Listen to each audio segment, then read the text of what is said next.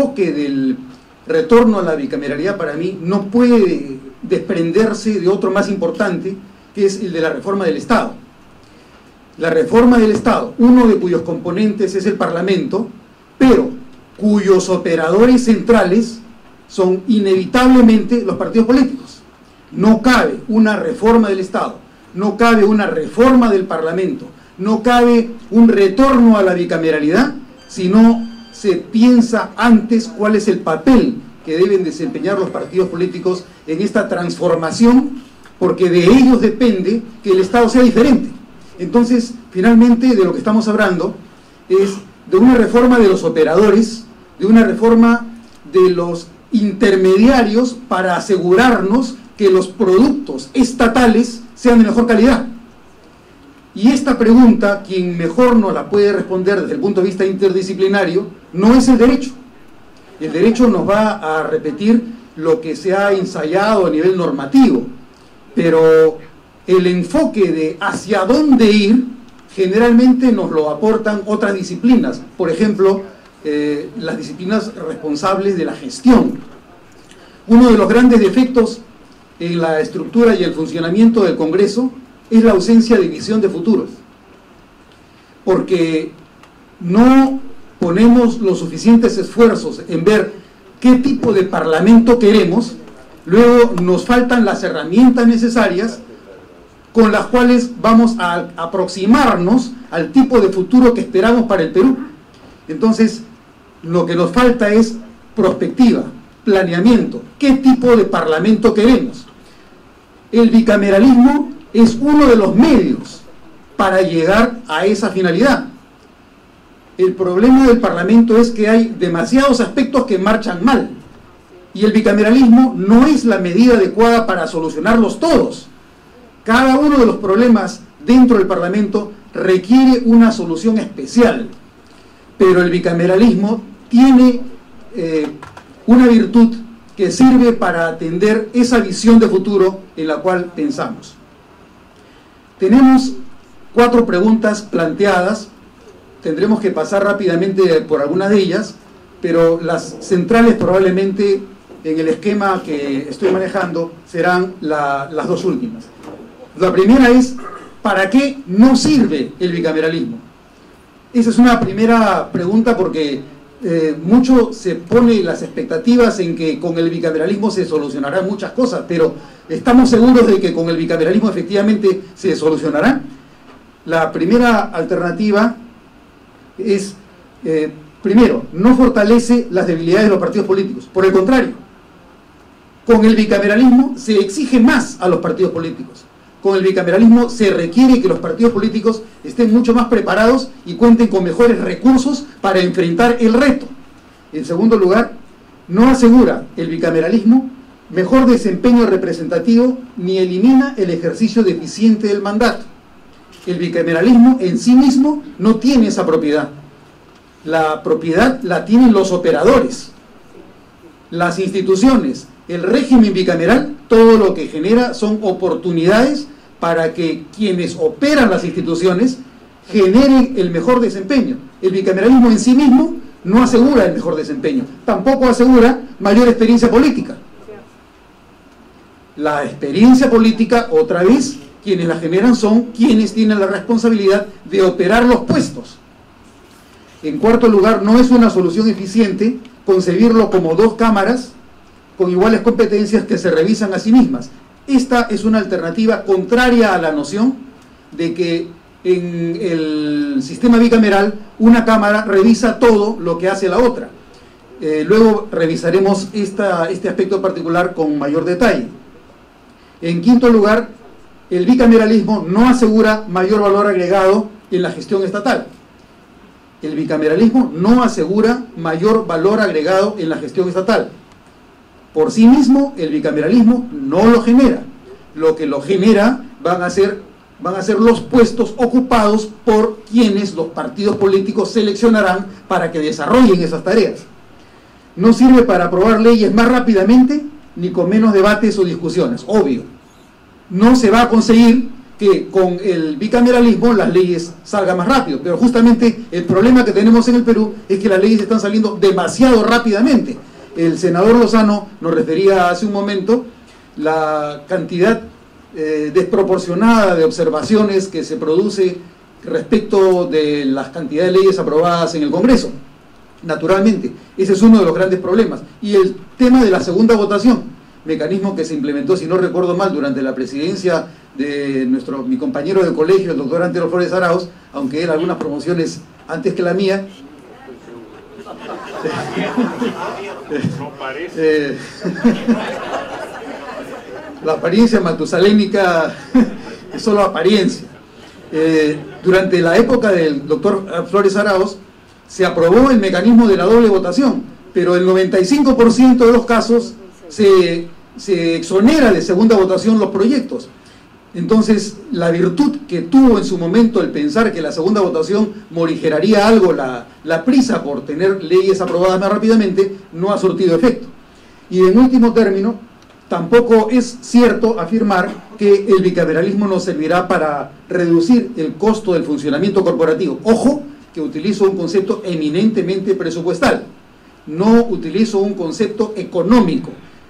Presupuestalmente, el bicameralismo puede significar mayor dinero, pero económicamente el bicameralismo puede ser muchísimo más eficiente que con el unicameralismo, porque con el bicameralismo se supone que va a haber oportunidades de agregar mayor valor en los procesos públicos.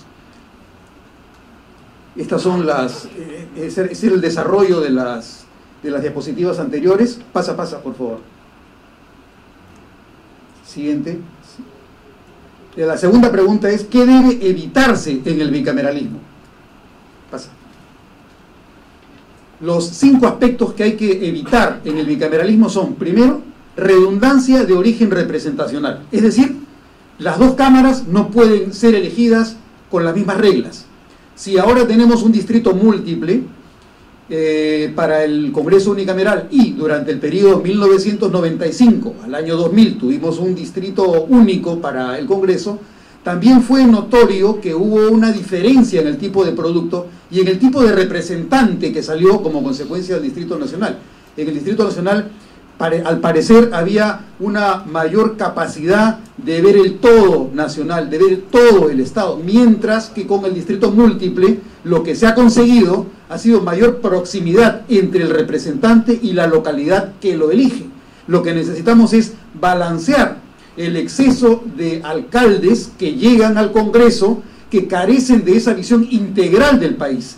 Para eso nos sirve el Distrito Nacional. Entonces, no debería haber redundancia de origen representacional. En segundo lugar, no debiera existir reiterancia funcional. La reiterancia funcional se entiende como que una Cámara revise y tenga exacta y simétricamente los mismos poderes y las mismas competencias que la otra. La redundancia o la reiterancia funcional lo que está generando es el uso dispendioso de dos cámaras para hacer exactamente lo mismo. Tenemos que buscar una solución más innovadora que eso. Obviamente los modelos clásicos que se pensaron en el siglo XVIII, en el siglo XIX, se entendía que la virtud consistía en que haya dos cámaras con las mismas competencias para que la segunda cámara revise lo que hace la primera. A estas alturas, en el siglo XXI, la exigencia es tratar de pensar en una solución más innovadora que la que hemos recibido del siglo XVIII. En tercer lugar, debe evitarse del bicameralismo la ausencia de especialización orgánica en los perfiles de puestos. Y este es un concepto típico de la disciplina de la gestión. Si nosotros tenemos una Cámara cuyo perfil de puestos tenga que ver con las funciones que se realiza en la Cámara de Diputados, necesitamos un perfil de puestos distinto para que se cumplan las funciones que tendrá la segunda Cámara, cuyas funciones no son iguales. Quienes tendrán que hacerse cargo de que esos perfiles de puestos se cumplan y se certifiquen, obviamente, son los partidos políticos, porque de acuerdo a la Constitución no se puede exigir mayores requisitos para ocupar un puesto representativo que los que manda la Constitución. Esto es edad, nacionalidad, no estar inhabilitado políticamente. Entonces, si la Constitución, en aras del igualitarismo y el acceso a los puestos públicos, no permite que se hagan modificaciones, que se exija más que el derecho de voto, que la edad y que la nacionalidad y no estar inhabilitado, los partidos políticos sí tienen una responsabilidad diferente, que consiste en tener el poder de capacitar, entrenar y certificar a quienes los partidos califican para que se hagan cargo de esos puestos. Entonces, los partidos necesitan también las herramientas que les permita a ellos pasar por el proceso de entrenamiento, de capacitación y de certificación de sus postulantes. De ahí que no vaya con esta propuesta, obviamente, el sistema del voto preferencial, porque resta a los partidos la capacidad de definir quiénes integrarán los cuadros que a su vez postularán para que la ciudadanía pueda elegir dentro de la diversidad de partidos cuáles son los cuadros que se prefiere para llevar a cabo el programa que tiene cada partido. Cuarto lugar, debe evitarse el debilitamiento de la agencia de intermediación, es decir, de los partidos políticos. El bicameralismo no puede debilitar a los partidos. Como digo, el propósito es reformar el Estado, y la reforma del Estado tiene que realizarse por los agentes de intermediación. Los agentes de intermediación son los partidos. Si vamos a mejorar el sistema político con un sistema bicameral, porque existe una visión de futuro que justifica la reforma del sistema nacional, necesitamos empoderar a los partidos para que cuenten con esas herramientas.